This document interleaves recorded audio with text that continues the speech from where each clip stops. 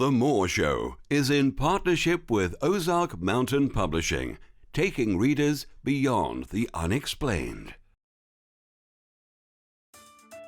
If you like what you watch, then don't forget to follow us on Facebook and Twitter for the latest updates on The Moore Show.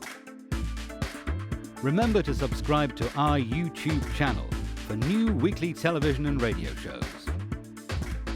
The Moore Show is supported by Mindscape, Paranormal and UFO Matrix magazines, available for download on all major digital platforms.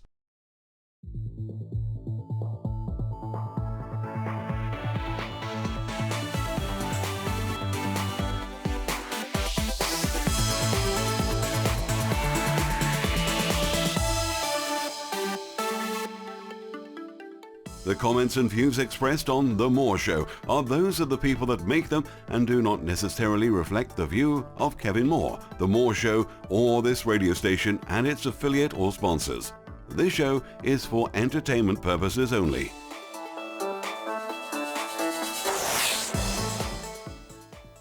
John Lear is a retired airline pilot, and for the past 25 years, John has researched the subject of UFOs and other related conspiracies.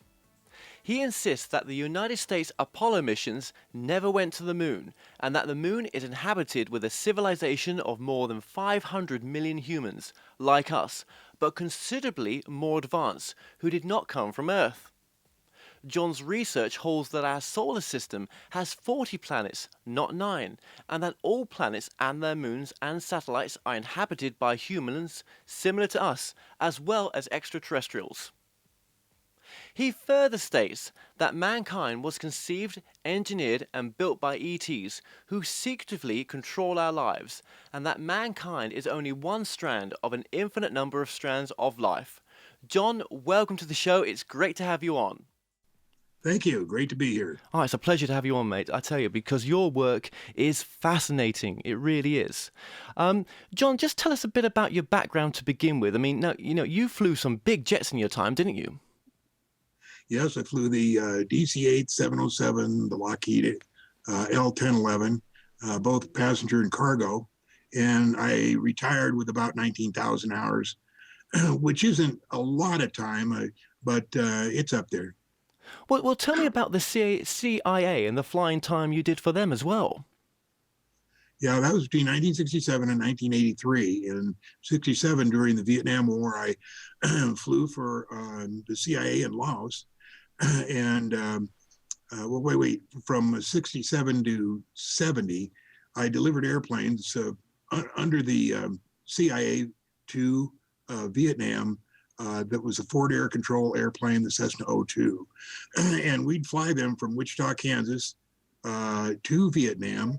And we'd go over, we'd go through San Francisco, then Honolulu, then Midway, Wake, Guam, Guam, and then Clark Air Force Base in the Philippines, and then into Vietnam. It took about 18 days on the trip, and I made 10 trips over 4 years. In 1972, I went to Cambodia and flew for an airline there, and then went up to Laos, and that's was a CIA airline called Continental Air Services, Inc. And we did mainly the same thing that Air America did, but we were a different company. Incredible. I flew 550 missions, and half of those were combat missions. I got shot down once, but made it back to home plate. And then I did some other missions in the Middle East. Okay, and in your time of all your hours of many hours of flights and been all over the world as well, I mean, have you ever seen a UFO while flying? Yeah, but I didn't know what they were at that time. I didn't classify them as UFOs. The first one I saw was flying into Los Angeles. I was descending over Palm Springs in a Lear jet, and something passed me from left to right and from under me to above me. And it looked exactly like the M2F2. The M2F2 was the flying bathtub. And as anybody has ever seen the $6 Million Man or whatever it was, That's the airplane he crashed in. But anyway, I thought that that's what I saw. It looked kind of like it. Yeah. And even when I landed, I called the chief test pilot of Learjet and told him. Only years did I realize how ridiculous that is for a test airplane to be traveling through the Los Angeles approach corridor.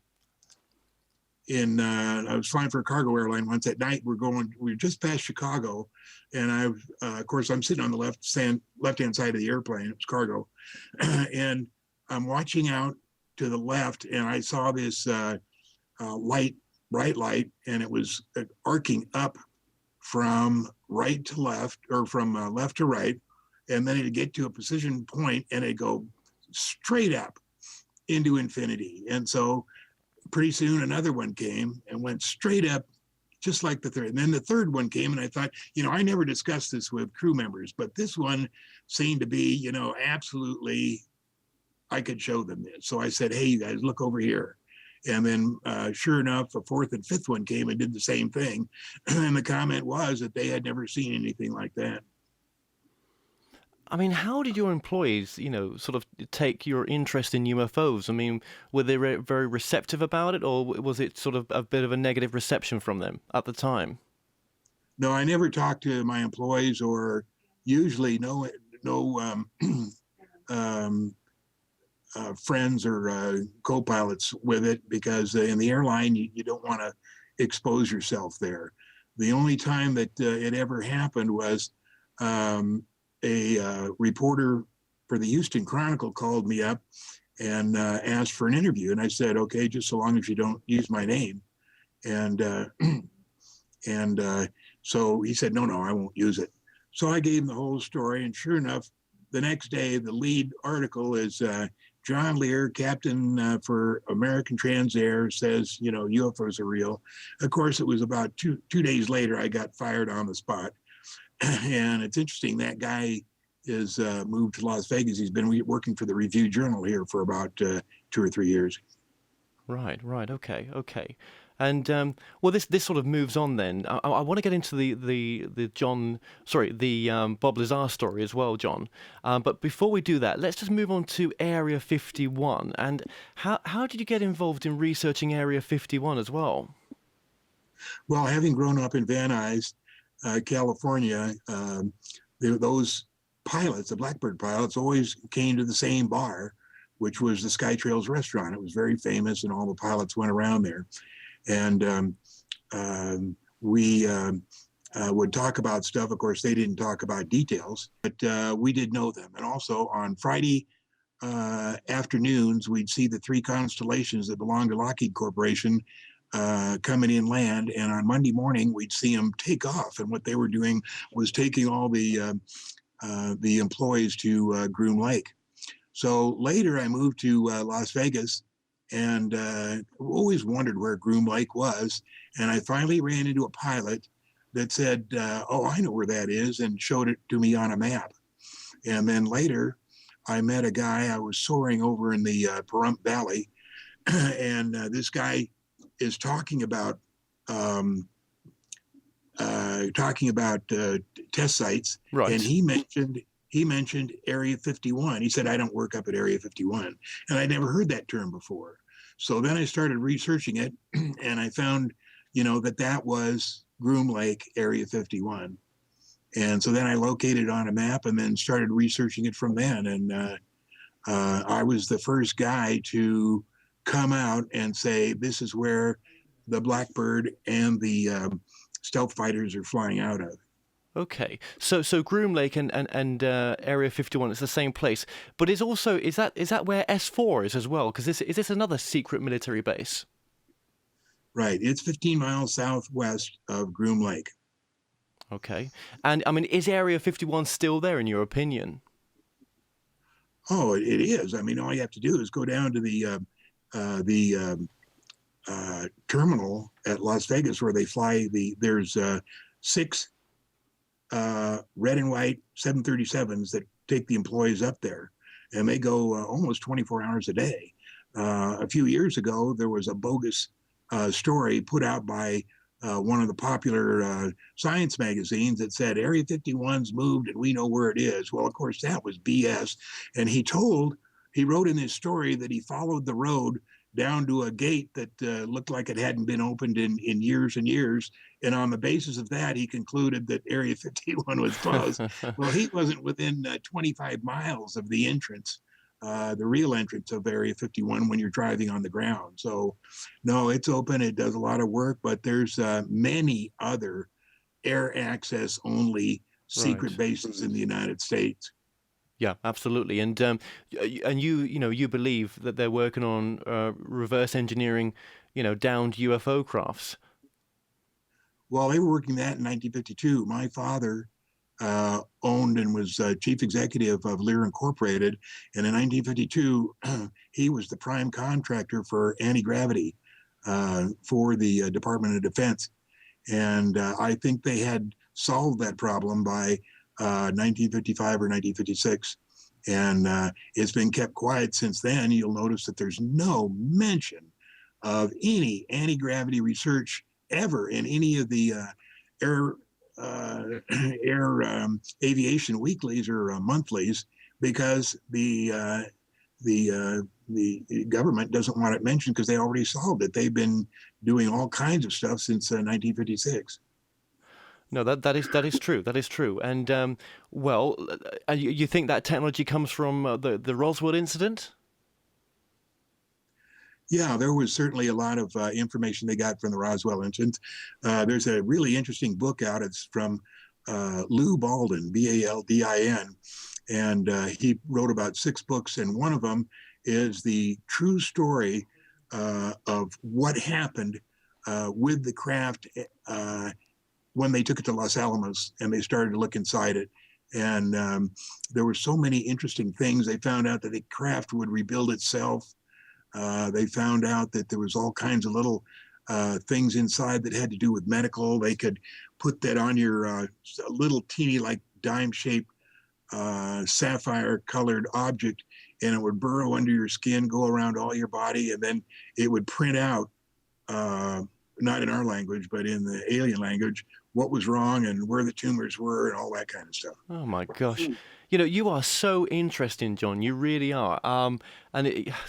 So much we're trying to get through here in such a short amount of time. So, okay, well, let's move the story forward then, because obviously, I mean, I remember the Bob Lazar story when it broke on Coast to Coast when you initially broke it. I mean, that story's never gone away. But for the audience who don't know about Bob Lazar and your relationship to him, just briefly break it down for us, John. Well, Bob Lazar I met in the summer of 1988. He came over to my house with a friend of his. They were going to measure my house. We were going to get a second mortgage on it. Anyway, this guy, Gene Huff, he was really interested in UFOs. And we were talking about it. And Bob just sat there rolling his eyes. And he said, there's no possibility that exists. He says, I worked at the Los Alamos National Laboratories. And if that was true, I would have known it. And of course, I've heard that story from so many people that it's simply bogus. But the real story is that UFOs exist. Anyway, over the next 3 or 4 months, we had given Bob enough information that he decided to apply for work up at Area 51. And Bob he had a degree in physics from MIT and a degree in electrical engineering from Caltech. And he also knew the guy that invented the H-bomb. I'm trying to remember his name. Anyway, he called him up and asked for a job. And he called and said, I wanted a job. And he said, well, do you want to work with me at Lawrence Livermore in California, or do you want to work out in Nevada? And Bob said, I want to work at Area 51. So during the next 3 weeks, he got a call to go down to EG&G, which were the prime contractors for the test site. And he got 3 interviews, and they were technical interviews, and he passed all 3 with flying colors. And then on December 6th, he came up to my house, as normally he did, sat down and said, I saw a disc today. And I said, theirs or ours? And he said, theirs. I said, you went to Area 51? He said, yep, I saw it all.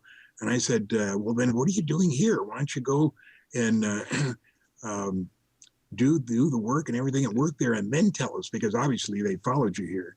And he said, no, he said, I'm going to tell you what happened because you've taken so much flack over the past year that I'm going to tell you I saw it, I touched it, and it's real.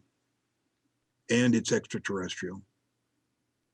What did the craft look like? What was it? Was it sort of generalized as what UFOs are meant to look like, circular, or was it some other shape?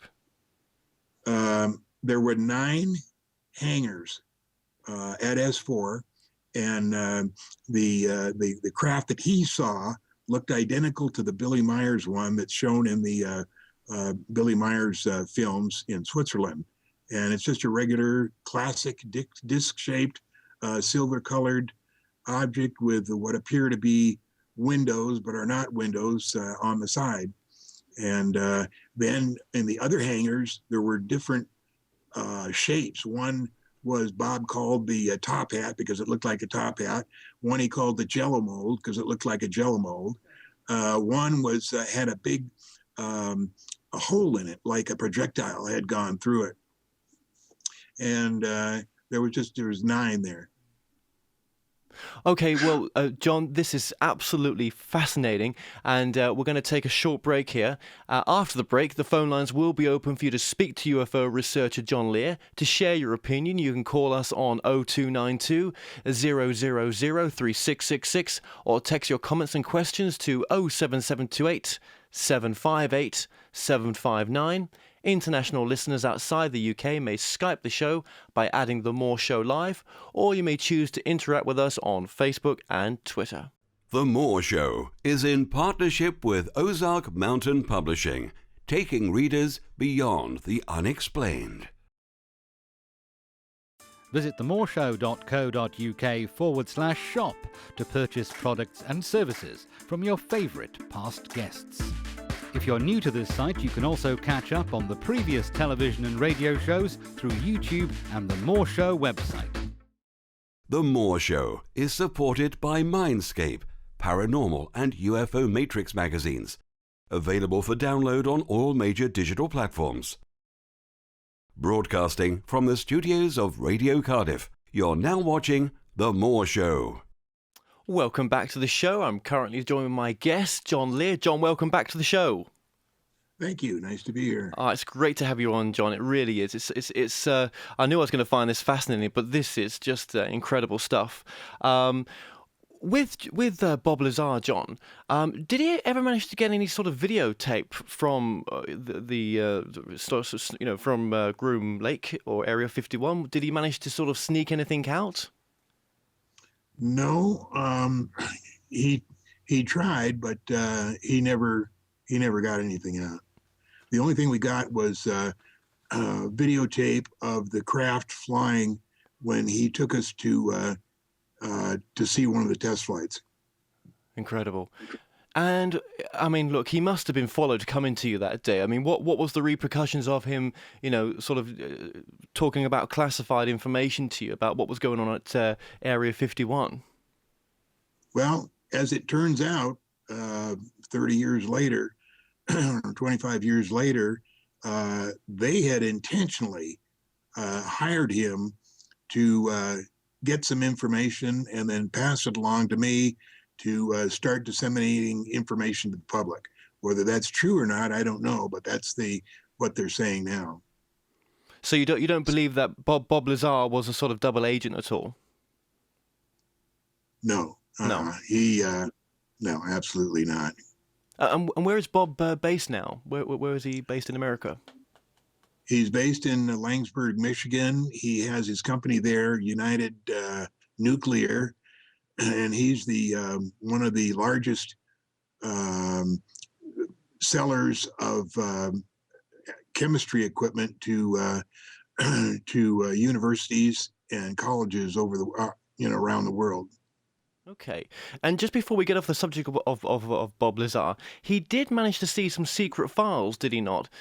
Based on what had been disseminated from the Roswell incident. Am I right there? Or yeah, he saw.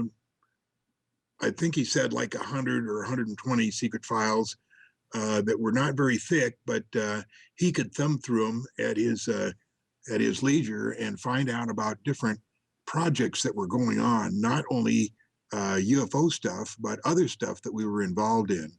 And as they raised his clearance was going to be majestic, but as they slowly raised it, these pages in these books would have staples through the last pages of the book that he was reading, and then as his clearance got higher, those staples would be removed, and he could read the last part of these reviews.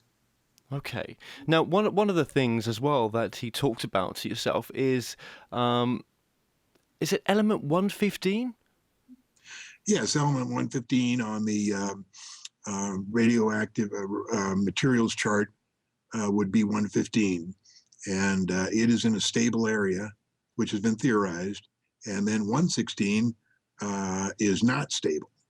So that this craft, what they use is the reaction between 115 and 116 to create the heat and power to run these saucers that go, hundreds of times the speed of light. Well, yeah. I mean, another thing is, I was going to ask as well, how do the UFOs travel? Do they distort space and time? Is that the theory behind it?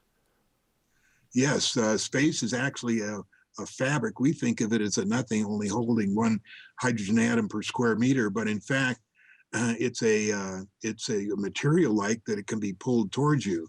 And what the craft do is they aim at a point. They have 3 gravity amplifiers under the ship, and they aim those gravity amplifiers at a certain point, maybe a couple 100 million miles away, and then they start the gravity generator, and it pulls that part of space towards the craft and envelops the craft. And then when they turn it off, it instantly is that it is in that place 100 million miles away that they had attracted towards them.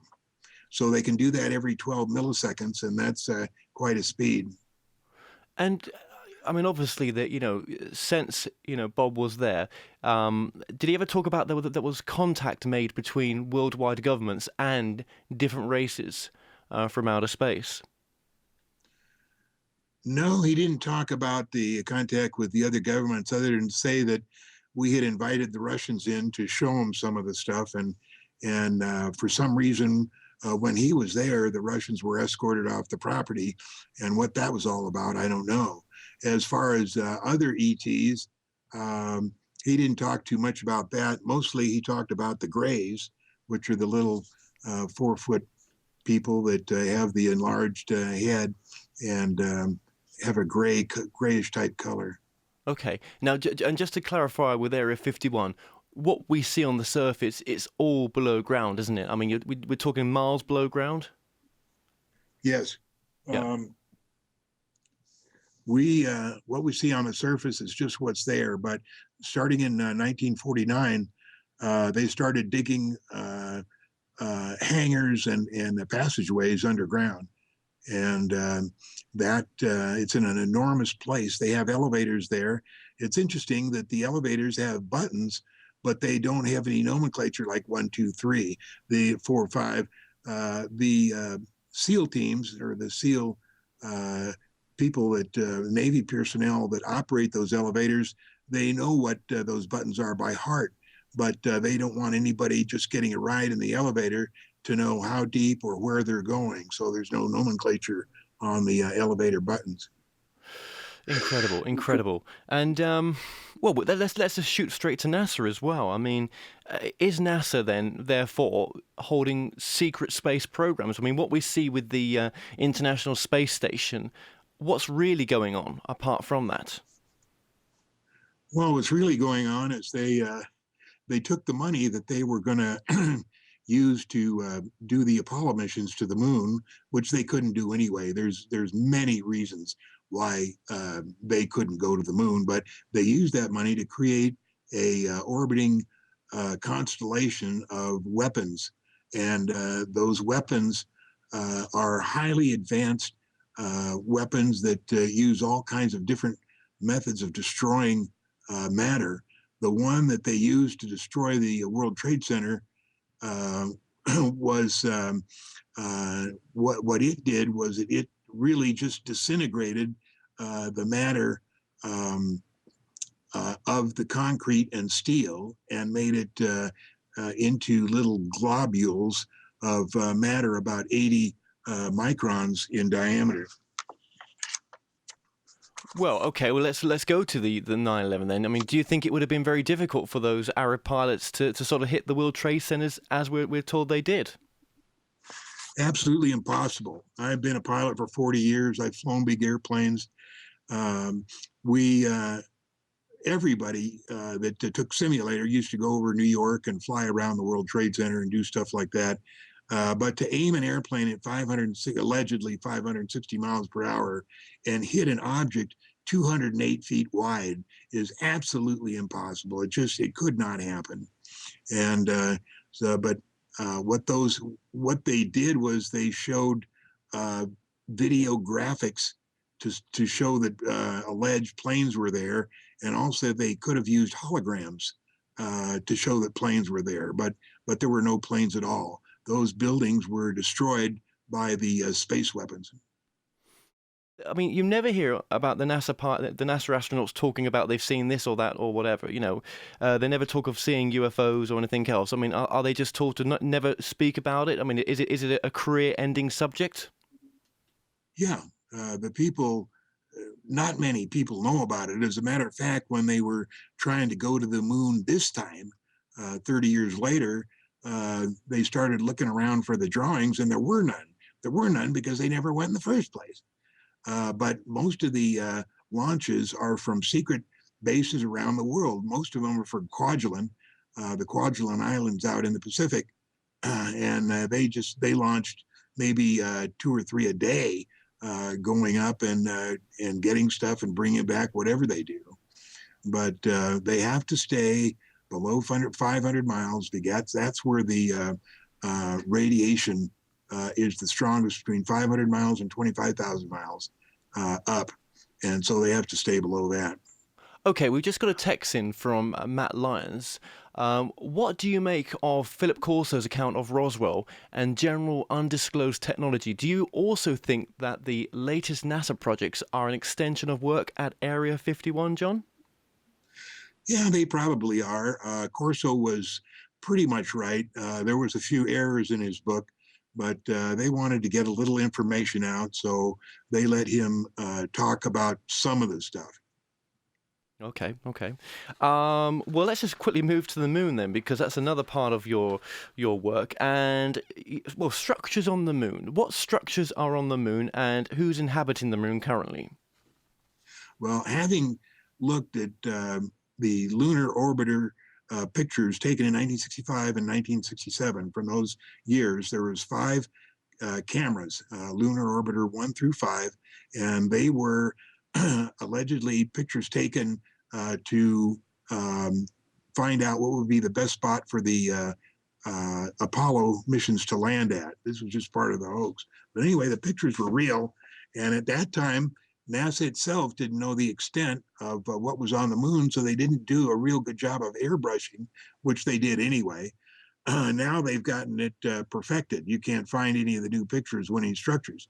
But in looking at the lunar orbiter pictures from 1 through 5, I see buildings, cities, rivers, lakes, just all kinds of stuff. The mining areas are huge. The one picture, lunar orbiter 2, I think it's 162M, shows a huge mining operation on the inside north face of Copernicus. And you can see buildings, you can see there's a bucket wheel excavator that's got to be 200 or 300 feet high. You can see roads, all kinds of stuff. So based on that and all the other things I've seen, there's so many lights on the moon. I don't know how they've been able to pull off this hoax for this long, that there's no air or nobody on the moon.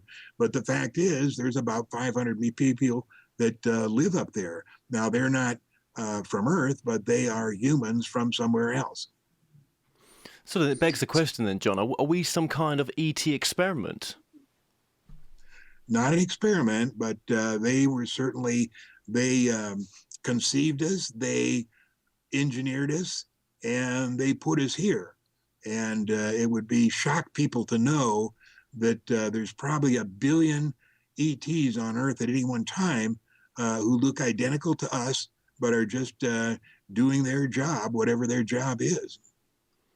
So the invasion's already happened then. They're already here. Yeah, there's no invasion. I mean, if they made us and put us here, if we go down to the toy store and buy an ant farm, are we invading the ants? No, we're just taking a look at them. But it's really not that simple. They did make us, and what we're supposed to do here is, when we are born, reincarnation is real. So all of us has had many lifetimes. But when we're initially born, we're given a soul. And all our first lifetimes, the first 100 or 1,000, are given to learning how to navigate this soul. And what navigation means is we're learning how to live with integrity and without envy, hate, or greed, and to express our love to our families each and every day. And this doesn't mean hiya, honey, as you're or goodbye, honey, as you're running out the door. It means really getting close to your wife and children and telling them how much you love them. That's what the whole alien thing is about. And as soon as we can pass that test, then we get to go to the fourth dimension, which some people call heaven, but it's 1,000 times better than heaven. If you don't pass the test, when you die, it's back to Earth, back to pounding the rocks, and back to learning how to live with integrity and without envy, hate, or greed. Okay, well, they're not bad principles. So what you're saying is, from a spiritual aspect of all your work, we're here to learn what it is to love ourselves and love other people unconditionally. Right. Yeah. That's exactly it. Okay. Well, obviously you've been on a bit of a spiritual journey then. You started with the ufology, and it's led to other things in your life, has it not? Yeah, I never thought that it would end up as a spiritual journey. I was brought up in Christian Science, but I never gave it much thought. It turns out that Mary Baker Eddy was telling us the exact truth, and that's incredible. So, yeah. It's incredible, John. Well, look, John, I don't want to say this, but I'm going to have to we've got to take a very quick break here. And the phone lines are open for you to speak to UFO researcher John Lear and to share your opinion. You can call us on 0292 000 3666. It's the cost of a local call. Or text your comments and questions to 07728 758 759. International listeners may also Skype us by adding The More Show Live to your Skype, and you'll be able to speak directly to John on Skype, or you may choose to interact with us on Facebook and Twitter. The More Show is in partnership with Ozark Mountain Publishing, taking readers beyond the unexplained. If you like what you watch, then don't forget to follow us on Facebook and Twitter for the latest updates on The More Show. Remember to subscribe to our YouTube channel for new weekly television and radio shows. The More Show is supported by Mindscape, Paranormal and UFO Matrix magazines, available for download on all major digital platforms. Broadcasting from the studios of Radio Cardiff, you're now watching The More Show. Welcome back to the show. I'm still currently joined by UFO researcher John Lear. John, welcome back. Thank you, Ken. Okay, well, we've got a number of texts come in, and we've also got our first caller on the phone. Samuel, are you there? Yes. Samuel, please ask your question, sir. John Lear, telepathy and aliens or extraterrestrials. A comment about that, if you can. And then a second question. What will telepathic contact do to the U.S. government and its domestic and international policies? Thank you. Okay, John. So aspects of telepathy and aliens. Okay, there's several different kinds of telepathy. I'm not sure how they work, but some people are more able to do that than other people, or there may be people like myself who have no telepathic abilities at all. But when you do have that, or even if you don't, your first contact with an alien is confusing because you're normally set to formulate the question in your mind and then send it to your mouth and then enunciate the question and wait for the answer. But since the alien can read your mind, he's answering the question as soon as you formulate in your brain, and then the words are coming out before he has even a chance to say the word. So it's confusing for about 3 weeks until you can converse telepathically. Okay, Samuel, on your second question? When contact is more open, what will telepathic rapport do to U.S. domestic and international relations? That's a tough question because, first of all, I'm not sure that there'll be more closer contact. At some point, there will be a disclosure, but it won't be for another 40 or 50 years. As far as reading minds, of course, we won't have any more ability than we do now. So we'll just be mainly at the mercy of the ETs who can do that. Well, Samuel, thank you so much for asking those questions, and thank you for listening as well. Thank you. Thank you. Take care. Okay, well, that's interesting questions there, John. Yeah. Well, moving on as well. We mentioned in the introduction about there being, well, you say there's 40 planets in our solar system. Okay, why would NASA keep this particular secret from us? Well, knowledge is power. So the more they can keep secret, the more power they have. And they have kept so much secret that it's just amazing. I wouldn't even know where to start to tell the people of all the stuff that's kept secret. At some point, they will have to admit that Newton was wrong in his universal gravitational proposal. Yeah. It's wrong, and at some point we'll have to admit that density has nothing to do with gravity. So the more planets we get, the worse it's going to be. More difficult it's going to be to get the truth out, because they'll have to say, yeah, we were lying. Density has nothing to do with the gravitational pull. So that's the dilemma they're in. I mean, where's your research taking you into Mars? What aspects of Mars have you learnt about? It has a little more population than we do. We're at about 7 billion now. They're at about 8 billion. Some of it is at above ground, some below ground. There's some humans there, but most of them are ET. As a matter of fact, the what we call the Bigfoot or Sasquatch or whatever, that guy comes from Mars. Now, how he gets here or what he's doing here, I don't know, but he comes from Mars. Mars is very developed, but it's much like our planet, which is a prison planet where we're trying to learn how to live with integrity and without envy, hate, or greed. Same thing with the moon. It's a kind of a prison planet too, because those people are trying to learn how to live with integrity and without envy, hate, or greed. And this is all at the behest and desire of the ETs who made us. But when astronomers are looking up at the moon, though, John, and they're not seeing the kind of structures that you're talking about, you know, what have you got to say towards that kind of extreme as well, where they're, for example, people like Sir Patrick Moore and astronomers like him, even using a 21.5 diameter telescope, you're not going to see the stuff I'm talking about. Right. You would have to have something like the Wilson Observatory or any of the big observatories that operated in the 50s. But if you go and ask them for some of the moon pictures, they say they're under quarantine and we don't know when they'll ever be released. The reason is because they'll show all the stuff that's up there.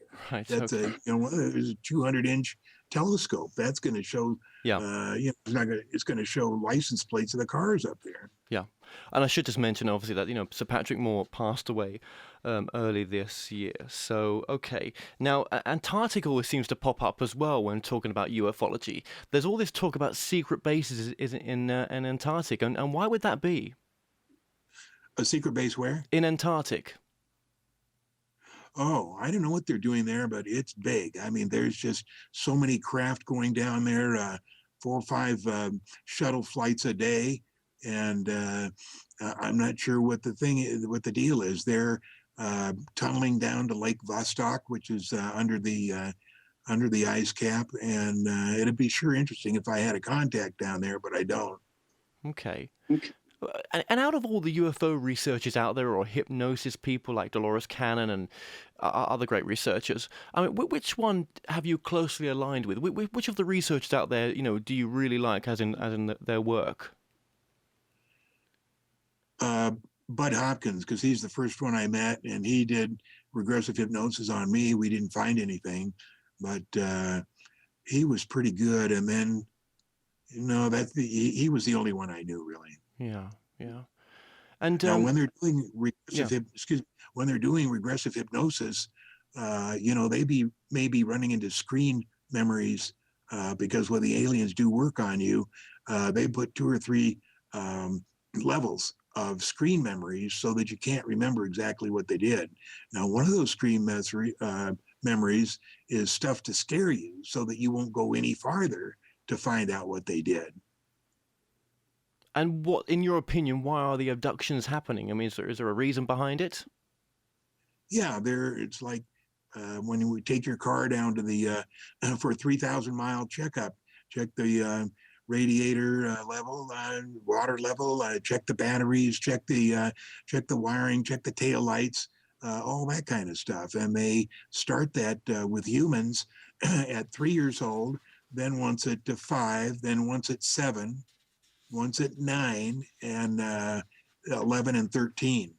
And they do this to everybody, every human that's on the planet. And that's not just selected few, as we thought when I first got into this stuff. We were afraid that they did it to 1 in 10, but it's not. They do it to everybody. And there's 7 billion people on the planet here, but at least 1 billion of those are ETs, so they don't have to go through that.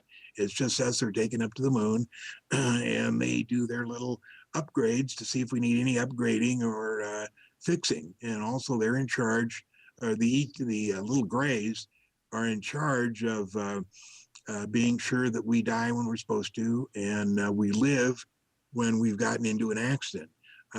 Our death has already been written and programmed thousands of years ago. So what happens is that if we're in an airplane crash and it's not our time to die, they go in and they see to it that you live. You'll hear cases of people being in airplane crashes, and they say, I got up and I walked out and there was like this bubble of cool air surrounding me, and I just walked out in the grass. Well, that's the grays. That's what they're doing to see that you live, because you're not supposed to die. Now, if it's time for you to die and you haven't died yet, they're the guys that will push you in front of a Greyhound bus and be sure that the job is done. Oh gosh, right, okay. Well, we've got a text in from Lee Parkinson. I mean, I'll sum up his text. It's quite a long one. Disclosure, John. Do you ever think disclosure is going to happen? Yeah, it'll happen in about 4 to 5 decades. That's 40 to 50 years from now. And when it happens, it won't be an announcement. It'll be like people say, well, I knew that was going on anyway. It won't be any big deal, because everybody will be so accustomed to seeing saucers and hearing about it and seeing pictures of aliens that it won't be a big deal. Well, when you look at the movies, like, for example, the Men in Black trilogy and all the sort of movies that have, anything that's not from this world, it's like we've been conditioned to accept, okay, this could be a reality. So when it does happen, it's like, okay, the movie said it was true. Right. Now, part of your work as well, you've touched on as well, is Atlantis. Was this really an advanced civilization? And if so, what happened to it, John? Well, the Earth is about 13 billion years old, much, much older than the scientists tell us. And there have been many, many civilizations on Earth. And what they do is those civilizations are allowed to progress until they're not needed in the development of whatever they're working with, mankind or whatever. And so they be sure that everybody's off or someplace safe, and then they destroy it. And what they do is they move mountains around, they move seas around, and they bury stuff. and then they have the new set of mankind that comes in, and they're working with new stuff. The Sahara Desert covers fantastic cities. The Atlantic, I was working with Google Earth Pro, and you can actually go down in the Atlantic and see the formations in the walls and stuff that are down there. And there's also remnants of pyramids all over the place. They just found some in Japan, and they're all over. There have been many different civilizations which have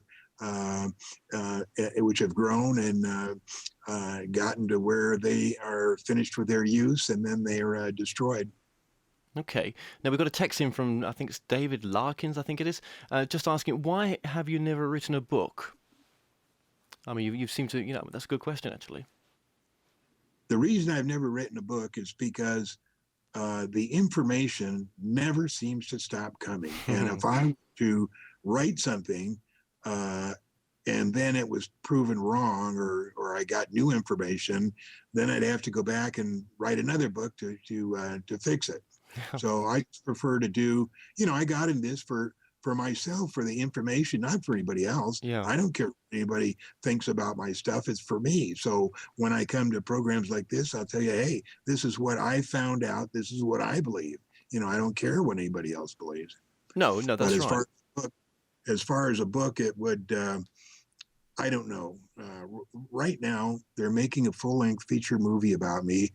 They've been filming for 2.5 years, and they're going into editing this summer. So I guess first of next year, there should be a movie out.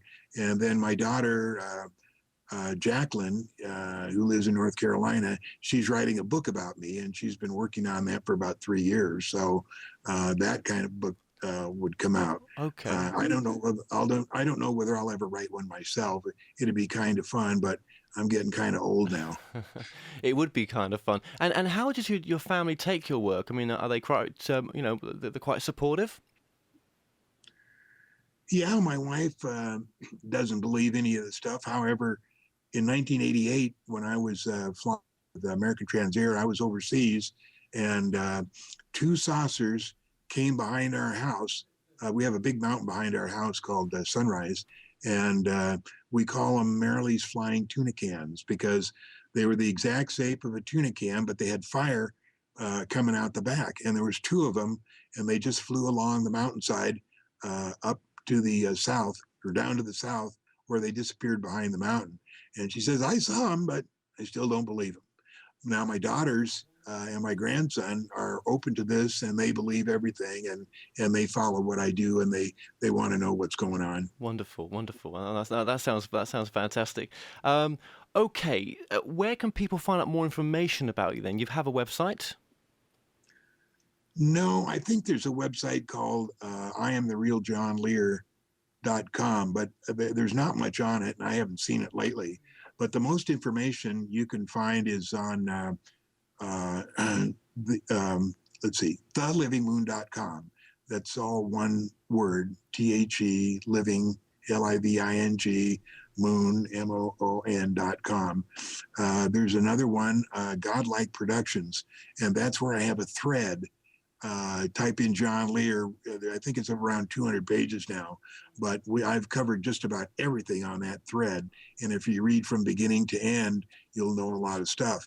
But other than websites, the books let me recommend, written by Lou Baldin, BALDIN, at either Amazon or Lulu.com or whatever. You can find that book, and he's written 6. And one is called A Day with an Extra Terrestrial, and there's a couple others. But Okay. any one of those that you get are extremely informative, and you Right. will be impelled to get the next one because he has so Absolutely. much information. Well, John, you are one fascinating guest, and I'm going to get you back on, and thank you so much for joining us tonight. Oh, thank you, and it's my pleasure. Well, we've come to an end on tonight's show. Don't forget that you can listen and watch all our past interviews on The More Show's official YouTube channel. Remember to subscribe to our YouTube channel for new daily shows. You may also find out more on all past and upcoming guests on the show via themoreshow.co.uk. Do like us on Facebook and Twitter for the latest updates. So until next time, be safe.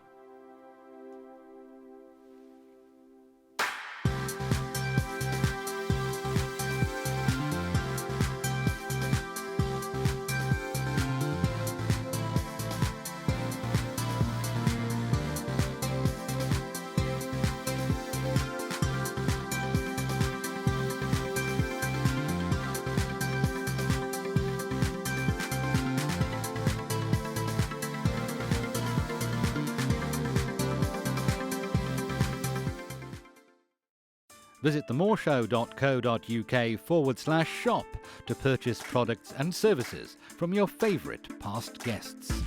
If you're new to this site, you can also catch up on the previous television and radio shows through YouTube and the More Show website.